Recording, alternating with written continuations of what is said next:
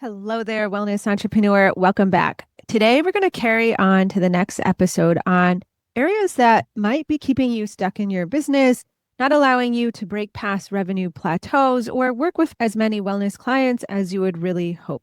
Last week, we talked about how you might be hiding behind your brand.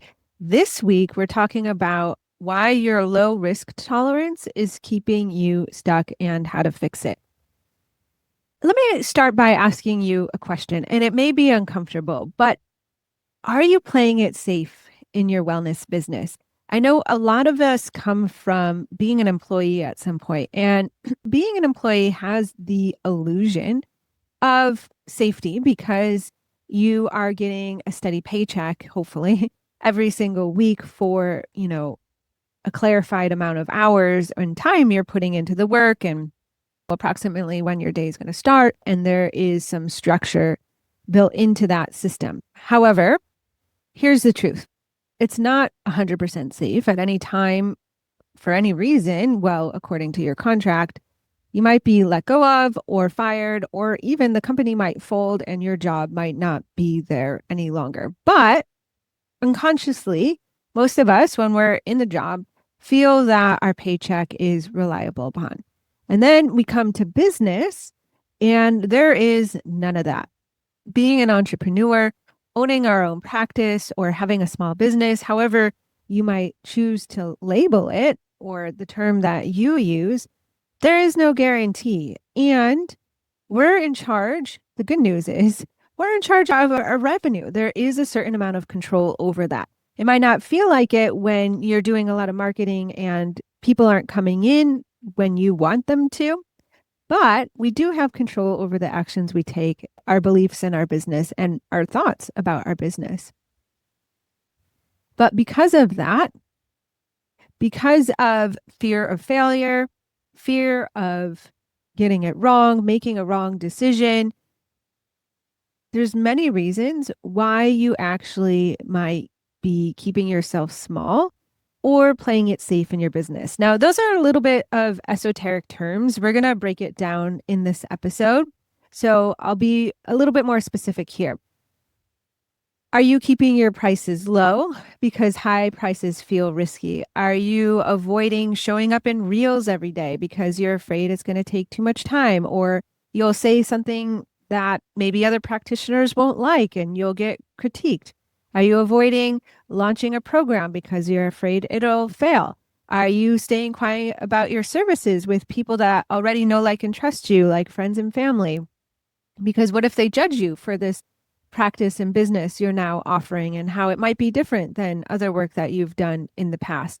There's so many reasons as to why we stay quiet or small or stay in our safe little bubble, or like we talked about last week, hiding behind the computer screen because it feels risky. But here's the truth, Bob. Having a low risk tolerance, especially for failure, especially for disappointment, is the reason why you're stuck at 2K months when it can be 10K months, 15K months, and more. So we're going to talk about what it means to have more capacity for risk or an increased tolerance for risk. And I'm going to share my story because when I first started out in business, I felt pretty anxious most mornings when I woke up. And I definitely had fears of getting it wrong, fears of being judged, fears of failure. And I really worked through a lot of that. Also, I've helped a lot of my clients learn how to make quicker and faster decisions and support themselves when things don't work out the way that they would hope. And that is the benefit of working with a coach, is that they help you through a failure or disappointment quicker. And that helps to improve your risk tolerance because you know that you have your back and someone else is along there with you. So you don't have to go it alone. But let's talk about what low risk tolerance actually looks like in your wellness business right now, because I'm willing to bet you're maybe doing one or maybe even three of these things right now. And again, no judgment or shame. I've been there. I've done all of these myself. So there is that phrase, you're charging way less than you're worth. A few podcast episodes, actually, I think it's a bit of time. There's 2 episodes. One is in the early 200s and then the other is in the hundreds. Both are on pricing. And I actually walk you through a pricing meditation to determine your aligned price for right now. It could be that is the meditation for today, to say that this is the price I feel confident in charging. It's a no-brainer. I know I can help people get results at this price. I can go out and on a consult, or I'm going to market it everywhere because I believe it's an amazing deal and worth every single penny and more.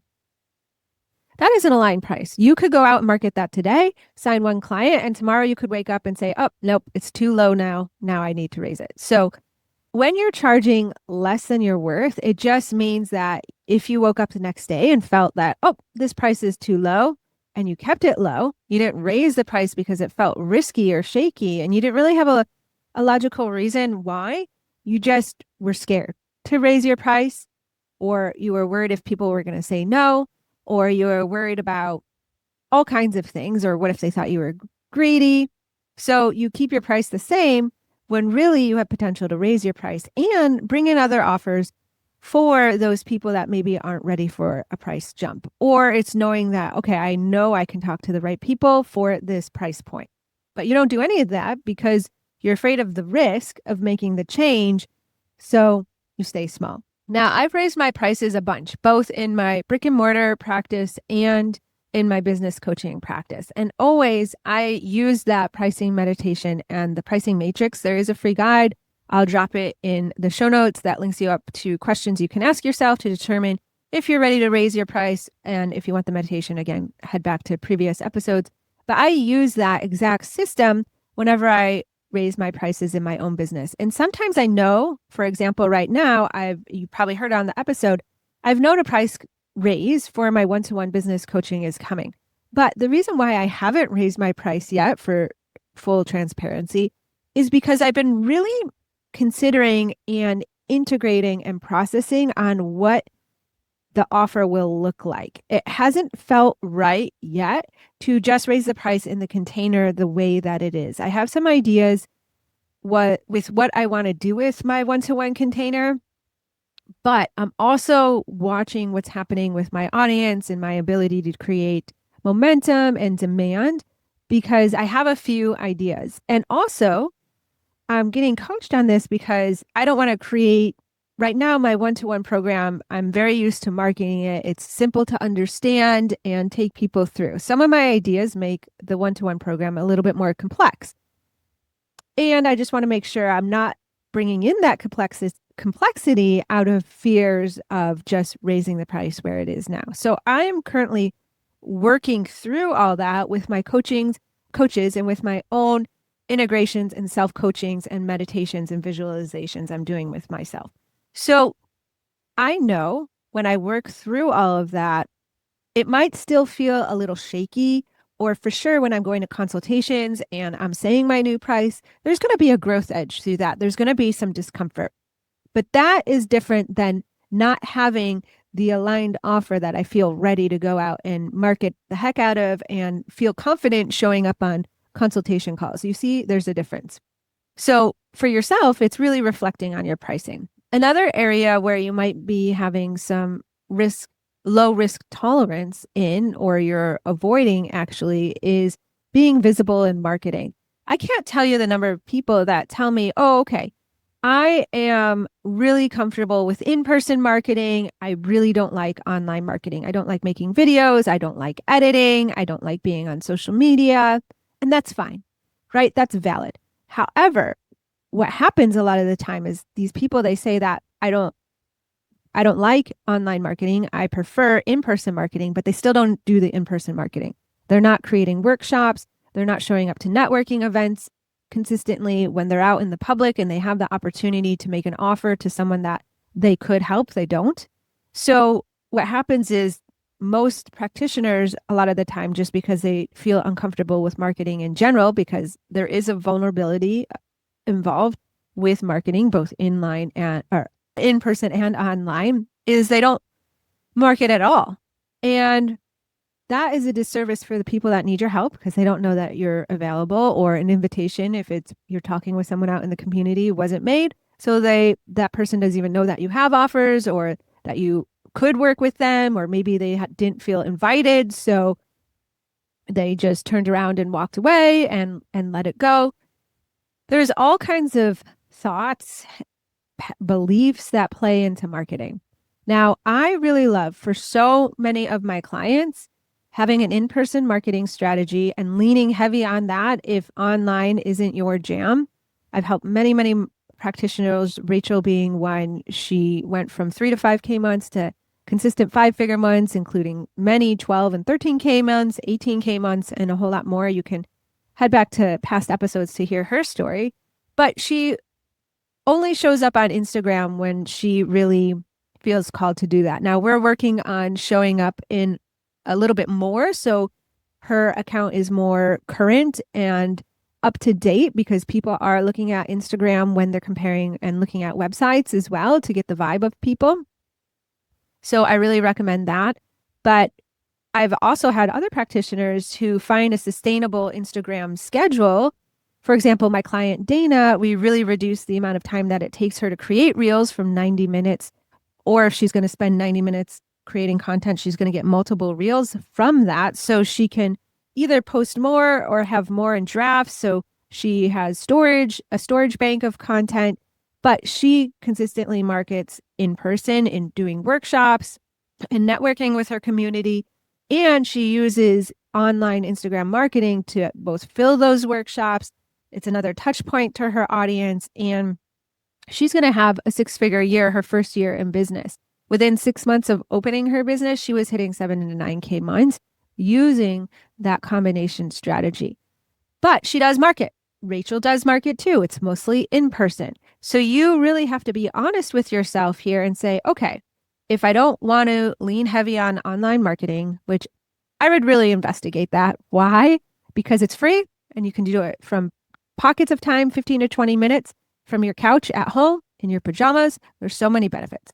And you don't have to be on your phone all the time. You don't have to post every single day and have it be attached to your hip. And you can bring positivity to the platform, which is very needed. But let's say you still want to focus on in-person marketing. That's fine. But are you really showing up? What's in your calendar? How many offers have you made in the last few days? And that really could be the reason as to why you're stuck at 2 to 4K months. Or another reason why you are playing it small or having a low risk tolerance is, or how it could show up, is that you're overthinking every decision because a wrong choice feels dangerous. Like you're going to blow up your business. Like, should you extend your program from 6 months to 9 months? If you have a 4 month program, but you offer functional labs, should you reduce the amount of one-to-one calls you have in that program because you spend a lot of time writing reports and going over labs? Should you market in person or online? Should you do a reel or a carousel, right? There are so many decisions, big and small, that you're going to make in your decision or you're going to make in your business every single day. Well, the days that you choose to show up and work in your business. And the faster that you get making a decision, the faster you're going to get more things done, right? With less energy leaks, less spinning brains. Yes, there might be discomfort. Yes, you might fail. That's often the true reason as to why you're not making a decision. But if you know, oh, okay, I'm afraid of failing. I'm afraid of feeling disappointment or shame or guilt over making the wrong decision. If you can feel any of those emotions, that's the worst that's going to happen. And you just have to support yourself through it or have a community or a coach to help support yourself through it. Because the faster you get at making decisions, the better you get at trusting yourself to make decisions, and the more business acumen you'll develop because you're making decisions and learning from them, you're going to actually grow a lot faster. So it's evaluating for yourself, am I taking a long time to make every single decision? And why? Another area where you might be playing it with a low risk tolerance is that you're keeping your day job longer than you need to, just in case. Now, a big caveat. If you have a nervous system that's prone to worry and fears and anxiety like mine, having a job or having a lot of savings that gives you a cushion to create more sufficiency and safety in your business is huge because you'll spend less time worrying, you'll spend less time spinning and contracted because you're in an unregulated state most of the time in your business. please, please, please keep your job. I wish that that's one thing because I started my business. If you don't know my story, I was let go of. I had no plans to start a business. I had just come off maternity leave. So my husband and I had very little savings in the bank. It was a few $100s just to give you a scope of mind. So when I made the decision to go start my business and take on the requests I was getting from a back bedroom in our house, it was the yoga/guest room. We turned it into my office. I knew I had to be profitable right off the bat. And that caused a lot of hustle in my business. It took me a while to really heal my nervous system and trust that I could bring in enough money to pay the bills. And that's one area, if I could go back, it would have been building my business while I had a job, or at least having a lot more in savings and working on a lot of mindset things. So if any of that resonates, please don't listen to this. Just keep your job, move forward on to the next one. But if you're the person where you have enough in savings and you're just keeping the job just in case, even though it's draining you because quitting feels risky, or what if your business fails, or what if you can't support yourself, even though you have the savings for 6 months or a year, or maybe you're working 50 hours a week and you don't really need to. You could work 20 hours a week and spend more time in your business, but you're spending so much time in both. That is an area that you want to really reflect on and examine and get coaching on, because you don't want to burn yourself out trying to keep all the hours at your day job and build your business at the same time, especially if you're busy with clients. So you do want to, and you have savings to, take the leap. You do want to be aware of that. Or another area where people are maybe hiding behind a low risk tolerance is that you're giving away a lot of free sessions constantly. Because asking people to pay or to your rate, mention your rate, that might be a sign you need to lower your price. But any price, asking people to pay feels uncomfortable, awkward, or weird. What if they can't afford it? What if they say no? So working for free just feels more comfortable. But here's the truth. Over time, you're going to burn yourself out and or grow to resent your people because you're not getting paid for your time. In the beginning, if you're just starting out or adding in a new certification or completely changing your niche, there's times where you might want to charge or not charge for sessions, right? I've coached clients through this. One client that comes to mind is one of my clients who works with people moving from Italy, for example, to America, and she is a life guide for them. She was developing her one-to-one offer and program, and she just wanted to get a few people through it to get more confidence, to get some testimonials, and I agreed. But we put a time limit on it. How long, how many people, how many sessions would they get? So we decided 5 people, 3 sessions. Those 5 people got 3 sessions, and then that was it. And then she's charging.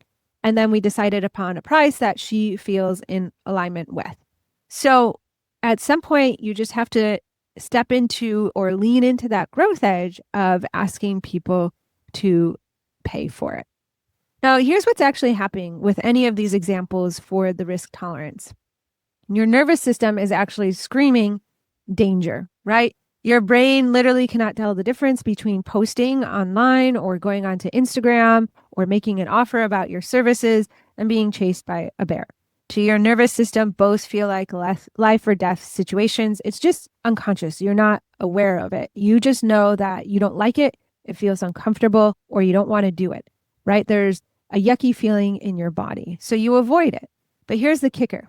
The people that are more successful in their practices, in their businesses, have learned how to lean into those uncomfortable emotions. This has been my big work over the last few years. And at times of failure for myself, I tell myself, okay, I'm feeling disappointment right now. I'm bummed this did not work out the way that I would like. And I go over why, and I support myself. And because of that, I'm able to lean into those uncomfortable emotions. I'm able to recognize what's going on so that I can show up and take the risk. And I've logically thought through it as well. So when you're developing your risk tolerance, there's both strategic and logical, working with your frontal brain and your reasoning and preparing and having a plan. And there's also the mindset of how can you regulate yourself or knowing that you will be unregulated during times where you are taking risk, but then how are you going to re-regulate and support yourself after? And that really is the solution. Traditional business advice sometimes is like, just go for it, feel the fear and do it anyway. There's even sayings like gag and go. However, if you have a really sensitive nervous system, or you are very intuitive, or you're a nervous system aware practitioner, your nervous system needs acknowledgement. It needs evidence that it is safe and okay to take the risks. And that's why I really love having both the logical reasoning and a strategic game plan that provides structure and sometimes sufficiency, because you have, for example, if you're going to leave your job or raise your price, you do have savings for no's. It softens the risk. It gives you a little bit of cushion, as well as the mindset. Here's a few other strategies that you can also use. Micro risk stacking. And that means starting with tiny risks that feel manageable, or just making small decisions. Okay, today I'm going to make a reel over a carousel. Today I'm going to decide to post an Instagram story, or I'm going to write an email and here's the topic. So you can start with tiny risks that feel manageable, collect evidence over time that you survived through them, or you might have gotten it wrong, but it's okay. The house of cards didn't fall completely down. And then you can gradually increase your risk level. And this retrains your nervous system through experience, not willpower. You can also do the risk to reward clarity, meaning you get crystal clear on what you're actually risking versus what you stand to gain. So you write down, if you were to stay doing what you're exactly doing, not make a change, for example, like raise your price or change your offer or make offers even, you write down what you're actually losing by staying exactly how you are. And then write down what is possible if you actually made the change. And often doing that and just writing it on paper, your logical brain can say, oh, I see it now. I need to lean into the change, for example. Or you might even say, oh, yeah, I see it. It is way too risky right now. But then you can problem solve for it. I'm going to build more savings, or I'm going to, like me, I'm getting coach. I'm going to figure out an offer that I feel really excited about. Things like that. But most of the time, you're not risking nearly as much as your brain thinks you are, right? When you just write it out, you can clearly see. And then, as I've mentioned, having a safety net building, you actually create a logical plan or safety structures that allow you to take bigger risk, like leave your job or reduce your hours or raise your price or make offers and hear a lot of no's. It gives you a secure foundation. And that's not having the safety net. It's not playing it small. It's playing it smart. So for you, what makes this approach different than maybe what you've heard in the past? For me, it's honoring the nervous system while still leaning into that growth edge. It acknowledges that you're not going to wake up tomorrow and be like maybe a huge risk-taking entrepreneur, but you can systematically build your risk tolerance over time. And that's what I have done. And I might not have grown as fast as some other entrepreneurs, but I'm still above the average. And as one of my coach friends just pointed out to me today, because I passed a milestone, she's like, you're in the top 1% of coaches. And then she's like, or the top 5%. I don't really know, but it doesn't really matter because either is really good. And I've gotten here just year after year, steadily growing. Sometimes it is doubling my revenue or even more than doubling my revenue from the previous years. And sometimes it's just a 15 to 30% growth. But there's been years actually where I've stayed the same or I've even gone backslide. So I don't want you to think that I've always grown. The last, I would say 5 or 6 years, I have steadily grew, but there was a time where I was dealing through some health changes and I had a lot of mindset going on and I had made way too many changes in my business at the same time where I did plateau. So to be successful, you don't have to grow year after year, and you can grow at the pace that your nervous system allows you to go, where you feel safe and it feels sustainable. And then you can develop your risk tolerance over time. And so you can finally charge that price that is really singing to you, so you can hit those big milestone goals of 6 figures or multiple 6 figures. You can start taking more action instead of overthinking. When you're comfortable with risk, you make decisions faster. instead of spending 3 months researching the perfect email platform, you pick one, you start building your list. Instead of endlessly tweaking your offer, you test it with real clients, improve, and then you get feedback, and then you improve some more. You become magnetic to your ideal clients. Confidence is attractive. When you're willing to be visible and charge premium prices, you make strong offers. You naturally attract the clients who respect your expertise and are ready to invest. And when you show up confidently in your marketing and seed your offers through your marketing where people understand what you do and how you help them and how you're different, you definitely attract less price shoppers and energy vampires because they filter themselves out. I can say that that's 100% happened to me for sure. You build a business that you actually want. I had to work on this with my coach a couple years back. She's saying, Allison, the whole reason why you're an entrepreneur is to love your business, not because you want to be the worst boss that you have ever had, because I, was overworking. I mean, so it is. You do want to have a business that you actually want, but that does not mean that you'll never face discomfort, right? Because to be successful, there will be failures and you might have to make some decisions where you don't have a crystal ball to know how it's going to turn out. But if you're not making the decisions or you're never taking risks because of the discomfort, that will keep you stuck and in survival mode, trading time for money, saying yes to everyone, working all hours. Having a higher risk tolerance lets you build strategically, create scalable offers, set boundaries, and design a business for sustainability that you love working in. I love coming to work.